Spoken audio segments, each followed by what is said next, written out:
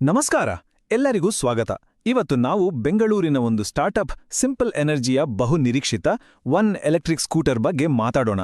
ಇದು ಭಾರತದ ಇವಿ ಮಾರುಕಟ್ಟೆಯಲ್ಲಿ ಲಾಂಚ್ ಆಗೋಕ್ಕೂ ಮುಂಚೆನೇ ಸಿಕ್ಕಾಪಟ್ಟೆ ಹೈಪ್ ಕ್ರಿಯೇಟ್ ಮಾಡಿತ್ತು. ಹಾಗಾದ್ರೆ ಇದರ ಬಗ್ಗೆ ಇರೋ ಈ ಹೈಪ್ ಇದೆಯಲ್ಲ, ಅದೆಲ್ಲ ನಿಜನಾ? ಬನ್ನಿ ಇದರ ಭರವಸೆ ಮತ್ತು ವಾಸ್ತವ ಎರಡನ್ನೂ ಹೊರಗೆ ಹಚ್ಚಿ ನೋಡೋಣ. ಮೊದಲನೇದಾಗಿ, ಕಂಪನಿಯೇ ಇದನ್ನ ಸೂಪರ್ ಇವಿ ಅಂತ ಬ್ರ್ಯಾಂಡ್ ಮಾಡ್ತಿದೆ. ಇದರ ಡಿಸೈನ್ ನೋಡಿ, ಆ ಪವರ್ಫುಲ್ ಲುಕ್ ಗಮನಿಸಿದ್ರೆ ಇದು ಇಂಡಿಯನ್ ಮಾರ್ಕೆಟ್ನಲ್ಲಿ ಒಂದು ಸಖತ್ ಕಾಂಪಿಟೇಟರ್ ಆಗುತ್ತೆ ಅನ್ನೋದ್ರಲ್ಲಿ ಡೌಟೇ ಇಲ್ಲ. ಹಾಗಾದ್ರೆ ಇಲ್ಲಿ ಬರೋ ಮುಖ್ಯ ಪ್ರಶ್ನೆ ಏನಪ್ಪಾ ಅಂದ್ರೆ, ಈ ಸ್ಕೂಟರ್ನ ಅದ್ಭುತ ಡಿಸೈನ್ ಮತ್ತೆ ಪೇಪರ್ ಮೇಲಿರೋ ಆಕರ್ಷಕ ನಂಬರ್ಗಳು ಬರೀ ಮಾತಿಗೆ ಮಾತ್ರನಾ, ಅಥವಾ ರೋಡ್ ಮೇಲೂ ಅದೇ ಮ್ಯಾಜಿಕ್ ಇದೆಯಾ? ಇದೇ ನಮ್ಮ ಇವತ್ತಿನ ವಿಶ್ಲೇಷಣೆಯ ತಿರುಳು, ಭರವಸೆ ವರ್ಸಸ್ ರಿಯಾಲಿಟಿ. ಸರಿ, ನಾವು ಈ ವಿಷಯವನ್ನ ಹೇಗೆ ನೋಡ್ತಾ ಹೋಗ್ತೀವಿ ಅಂದ್ರೆ, ಮೊದಲು ಇದರ ಸೂಪರ್ ಇವಿ ಅನ್ನೋ ಟ್ಯಾಗ್ಲೈನ್ ಹಿಂದಿನ ಕತೆ ಏನು ಅಂತ ನೋಡೋಣ. ಆಮೇಲೆ ಕಂಪನಿ ಕೊಟ್ಟಿರೋ ಭರವಸೆಗಳು, ಅಂದ್ರೆ ಅದರ ಸ್ಟೈಲ್ ಮತ್ತು ಸ್ಪೆಸಿಫಿಕೇಷನ್ಸ್. ನಂತರ ರಸ್ತೆಯಲ್ಲಿ ನಿಜವಾಗಿ ಓಡಿಸಿದಾಗ ಸಿಗೋ ಅನುಭವ ಹೇಗಿದೆ, ಕಂಪನಿಯ ಫ್ಯೂಚರ್ ಪ್ಲಾನ್ಸ್ ಏನು, ಮತ್ತು ಕೊನೆಗೆ ನಮ್ಮ ತೀರ್ಪು, ಇದು ಭರವಸೆಯಾ ಅಥವಾ ವಾಸ್ತವನ? ಓಕೆ, ಹಾಗಾದ್ರೆ ಮೊದಲನೇ ಭಾಗಕ್ಕೆ ಹೋಗೋಣ. ಕಂಪನಿ ಪೇಪರ್ ಮೇಲೆ ಏನೆಲ್ಲ ಪ್ರಾಮಿಸ್ ಮಾಡಿದೆ, ಇದರ ಡಿಸೈನ್ ಮತ್ತು ಟೆಕ್ನಿಕಲ್ ಸ್ಪೆಕ್ಸ್ ಎಷ್ಟು ಇಂಪ್ರೆಸಿವ್ ಆಗಿದೆ? ಮೊದಲನೇ ನೋಟಕ್ಕೆ ಇದರ ಡಿಸೈನ್ ಇದೆಯಲ್ಲ, ಅಟ್ರಾಕ್ಟ್ ಮಾಡಿಬಿಡುತ್ತೆ. ಶಾರ್ಪ್ ಎಡ್ಜ್, ಫ್ಯೂಚರಿಸ್ಟಿಕ್ ಲೈನ್ಸ್ ಮತ್ತೆ ಗಾಳಿಯನ್ನ ಸೀಳ್ಕೊಂಡು ಹೋಗಕ್ಕೆ ಹೆಲ್ಪ್ ಮಾಡೋ ಸೈಡ್ ವಿಂಗ್ಲೆಟ್ಗಳು. ಇದು ಬೇರೆ ಸ್ಕೂಟರ್ಗಳನ್ನು ನೆನಪಿಸಿದ್ರೂ ಸಿಂಪಲ್ ಒನ್ಗೆ ತನ್ನದೇ ಆದ ಒಂದು ಯುನೀಕ್ ಅಗ್ರೆಸಿವ್ ಐಡೆಂಟಿಟಿ ಇದೆ. ರೋಡಲ್ಲಿ ಹೋಡ್ರೆ ಎಲ್ಲರೂ ಒಂದ್ಸಲ ತಿರುಗಿ ನೋಡ್ತಾರೆ. ಈಗ ಪರ್ಫಾರ್ಮೆನ್ಸ್ ಕಡೆ ಬರೋದಾದ್ರೆ, ಕಂಪನಿ ಹೇಳೋ ಪ್ರಕಾರ ಇದರ ಟಾಪ್ ಸ್ಪೀಡ್ 105 ಕಿಲೋಮೀಟರ್. ಅಷ್ಟೇ ಅಲ್ಲ, ಕೇವಲ 2.77 ಸೆಕೆಂಡ್ಗಳಲ್ಲಿ 0 ಇಂದ 40 ಕಿಲೋಮೀಟರ್ ಸ್ಪೀಡ್ ರೀಚ್ ಆಗತ್ತೆ. ಈ ನಂಬರ್ಗಳು ಇದೇ ಸೆಗ್ಮೆಂಟ್ನ ಬೇರೆ ಯಾವುದೇ ಸ್ಕೂಟರ್ಗಿಂತಲೂ ಬೆಸ್ಟ್ ಅಂತಾನೆ ಹೇಳ್ಬೋದು. ಯಾವುದೇ ಎಲೆಕ್ಟ್ರಿಕ್ ಗಾಡಿ ತಗೋಬೇಕಾದ್ರೆ ನಮ್ ತಲೆಗೆ ಮೊದಲು ಬರೋದೇ ರೇಂಜ್ ಆಂಗ್ಸೈಟಿ ಅಲ್ವಾ? ಸಿಂಪಲ್ ಒನ್ ಇದ್ಕೊಂಡು ದೊಡ್ಡ ಸೊಲ್ಯೂಷನ್ ಕೊಡೋಕೆ ಟ್ರೈ ಮಾಡಿದೆ. ಕಂಪ್ನಿ ಹೇಳೋ ಪ್ರಕಾರ ಇದರ ಐಡಿಸಿ ರೇಂಜ್ ಎಷ್ಟು ಗೊತ್ತಾ? ಬರೋಬ್ಬರಿ 248 ಕಿಲೋಮೀಟರ್. ಇದು ಈ ಸ್ಕೂಟರ್ನ ಮೇನ್ ಅಟ್ರಾಕ್ಷನ್ ಮತ್ತು ಅತಿ ದೊಡ್ಡ ಪ್ರಾಮಿಸ್ ಅಂತಾನೂ ಹೇಳ್ಬೋದು. ಹಾಗಾದ್ರೆ ಇಷ್ಟೊಂದು ರೇಂಜ್ ಬರೋದಕ್ಕೆ ಕಾರಣ ಏನು? ಅದರ ಸೀಕ್ರೆಟ್ ಏನಪ್ಪಾ ಅಂದ್ರೆ, ಇದರ ಡ್ಯುಯಲ್ ಬ್ಯಾಟ್ರಿ ಸಿಸ್ಟಮ್.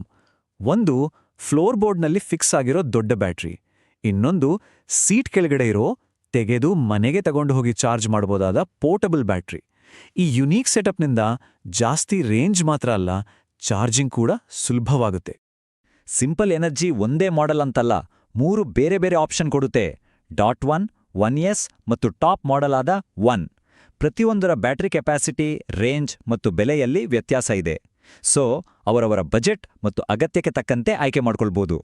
ಇದು ಬರೀ ಸ್ಪೀಡ್ ಮತ್ತೆ ರೇಂಜ್ ಬಗ್ಗೆ ಮಾತ್ರ ಅಲ್ಲ, ಇದರಲ್ಲಿ ಮಾಡರ್ನ್ ಟೆಕ್ನಾಲಜಿ ಕೂಡ ಇದೆ. 7 ಇಂಚಿನ touch screen, turn by turn ನ್ಯಾವಿಗೇಷನ್ಗೆ map my India support, bluetooth connectivity ಮೂಲಕ ಕಾಲ್ ಅಲರ್ಟ್ಸ್. ಅಷ್ಟೇ ಅಲ್ಲ, ಮೊಬೈಲ್ ಆಪ್ ಇಂಟಿಗ್ರೇಷನ್ ಮೂಲಕ ಡ್ರೈವಿಂಗ್ ಲೈಸೆನ್ಸ್ ತರಹದ ಡಾಕ್ಯುಮೆಂಟ್ಸ್ ಕೂಡ ಸ್ಟೋರ್ ಮಾಡ್ಕೋಬಹುದು. ಸರಿ, ಇಷ್ಟೊತ್ತು ಕಂಪನಿ ಹೇಳಿದ್ನೆಲ್ಲ ಕೇಳಿದ್ವಿ. ನೋಡೋಕೆ ಕೇಳೋಕೆ ಎಲ್ಲಾನು ಭರ್ಜರಿಯಾಗಿದೆ. ಆದ್ರೆ ನಿಜವಾದ ಕಥೆ ಏನು? ರಿಯಲ್ ವರ್ಲ್ಡಲ್ಲಿ ಓಡಿಸೋ ಮಾಲೀಕರು ಮತ್ತು ರಿವ್ಯೂವರ್ಸ್ ಏನೆಲ್ಲ ಅನುಭವಿಸ್ತಿದ್ದಾರೆ? ಈ ಪ್ರಶ್ನೆನೇ ನಮ್ಮನ್ನ ಪ್ರಾಮಿಸ್ ಅನ್ನೋ ಲೋಕದಿಂದ ರಿಯಾಲಿಟಿ ಅನ್ನೋ ಜಗತ್ತಿಗೆ ಕರ್ಕೊಂಡೋಗುತ್ತೆ. ಪೇಪರ್ ಮೇಲಿರೋ ನಂಬರ್ಗಳಿಗೂ ಪ್ರತಿದಿನ ಬಳಸುವಾಗ ಸಿಗೋ ನಿಜವಾದ ಅನುಭವಕ್ಕೂ ಎಷ್ಟು ವ್ಯತ್ಯಾಸ ಇದೆ? ಒಬ್ರು ಯೂಸರ್ ಹೇಳೋ ಪ್ರಕಾರ ಈಕೋ ಮೋಡ್ನಲ್ಲಿ ಕಂಪನಿ 182 ಕಿಲೋಮೀಟರ್ ರೇಂಜ್ ಹೇಳುತ್ತೆ, ಆದ್ರೆ ರಿಯಲ್ ಆಗಿ ಅದರಲ್ಲೋ ಇಬ್ರು ಕೂತ್ ಓಡಿಸಿದ್ರೆ ಸುಮಾರು 140ರಿಂದ 145 ಕಿಲೋಮೀಟರ್ ಸಿಗುತ್ತೆ. ನೋಡಿ, ಐಡಿಒಸಿ ರೇಂಜ್ ಮತ್ತು ರಿಯಲ್ ವರ್ಲ್ಡ್ ರೇಂಜ್ ನಡುವೆ ವ್ಯತ್ಯಾಸ ಇದ್ದೇ ಇರುತ್ತೆ. ಆದ್ರೂ ಇದು ಗಮನಿಸಲೇಬೇಕಾದ ಒಂದು ಮುಖ್ಯ ಪಾಯಿಂಟ್. ಸಿಂಪಲ್ ಒನ್, ಅನುಭವ ಅನ್ನೋದು ಕೇವಲ ಒಳ್ಳೆಯದು ಅಥವಾ ಕೆಟ್ಟದ್ದು ಅಂತ ಹೇಳೋಕ್ಕಾಗಲ್ಲ. ಇದರಲ್ಲಿ ಎರಡೂ ಇದೆ. ಒಂದು ಕಡೆ ಇದರ ಸೂಪರ್ಬ್ ಹ್ಯಾಂಡ್ಲಿಂಗ್, ಬ್ರೇಕಿಂಗ್ ಮತ್ತು ಸ್ಪೆಷಲ್ ಆಗಿ ಆ ಸಾನಿಕ್ ಮೋಡ್ ಇದೆಯಲ್ಲ, ಆ ಥ್ರಿಲ್ಲಿಂಗ್ ಎಕ್ಸ್ಪೀರಿಯನ್ಸನ್ನ ಎಲ್ಲರೂ ಹೊಗಳ್ತಾರೆ. ಇನ್ನೊಂದು ಕಡೆ ಡಿಸ್ಪ್ಲೇ ಫ್ರೀಸ್ ಆಗೋದು, ಅನ್ಕೊಂಡಿದ್ದಕ್ಕಿಂತ ಜಾಸ್ತಿ ಚಾರ್ಜಿಂಗ್ ಟೈಮು ಮತ್ತೆ ಸೆಂಟರ್ ಸ್ಟ್ಯಾಂಡ್ ಇಲ್ದಿರೋ ಥರದ ಪ್ರಾಕ್ಟಿಕಲ್ ಸಮಸ್ಯೆಗಳೂ ಇವೆ. ಯೂಸರ್ಸ್ ಪದೇ ಪದೇ ಹೇಳ್ತಿರೋ ಕೆಲವು ಕಾಮನ್ ಪ್ರಾಬ್ಲಮ್ಸ್ ಇವು. ಡಿಸ್ಪ್ಲೇ ಫ್ರೀಸ್ ಆಗೋದು ಒಂದು ದೊಡ್ಡ ತಲೆನೋವಾದ್ರೆ, ನಮ್ಮ ಇಂಡಿಯನ್ ರೋಡ್ಗಳಿಗೆ ಓಪನ್ ಬೆಲ್ಟ್ ಡ್ರೈವ್ ಎಷ್ಟರ ಮಟ್ಟಿಗೆ ಸೇಫ್ ಅನ್ನೋ ಪ್ರಶ್ನೆ ಬರುತ್ತೆ. ಸೆಂಟರ್ ಸ್ಟ್ಯಾಂಡ್ ಇಲ್ದಿರೋದು ಕೂಡ ಡೈಲಿ ಯೂಸ್ನಲ್ಲಿ ಒಂದು ದೊಡ್ಡ ಕೊರತೆ ಅಂತಾನೆ ಹೇಳ್ಬೋದು. ನೋಡಿ, ಇದಕ್ಕೆ ಯೂಸರ್ಸ್ ಒಂದು ಹ್ಯಾಕ್ ಕಂಡು ಹಿಡಿದಿದ್ದಾರೆ. ಡಿಸ್ಪ್ಲೇ ಫ್ರೀಸ್ ಆದಾಗ ಕಂಪನಿಯಿಂದ ಸೊಲ್ಯೂಷನ್ಗಾಗಿ ಕಾಯೋ ಬದಲು ಬಳಕೆದಾರರೇ ಈ ಟ್ರಿಕ್ ಬಳಸಿ ಸರಿ ಮಾಡ್ಕೋತಿದ್ದಾರೆ. ಇದು ಯೂಸರ್ಸ್ ಜಾಣ್ಮೆ ಆದ್ರೂ ಪ್ರಾಡಕ್ಟಲ್ಲಿರೋ ಒಂದು ಕೊರತೆಯನ್ನ ಎತ್ತಿ ತೋರಿಸುತ್ತೆ ಅಲ್ವಾ?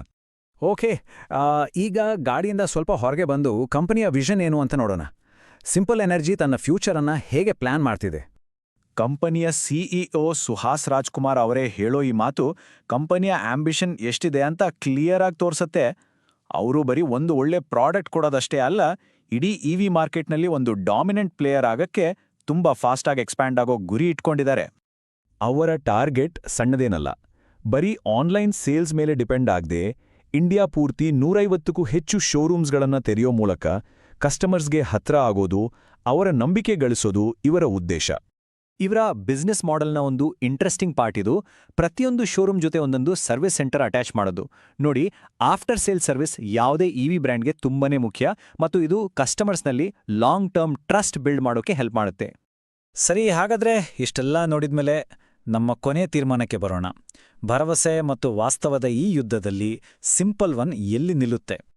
ಕೊನೆಗೆ ನೋಡಿದ್ರೆ ಸಿಂಪಲ್ ಒನ್ ಕಥೆಯಲ್ಲಿ 2 ಮುಖಗಳಿವೆ.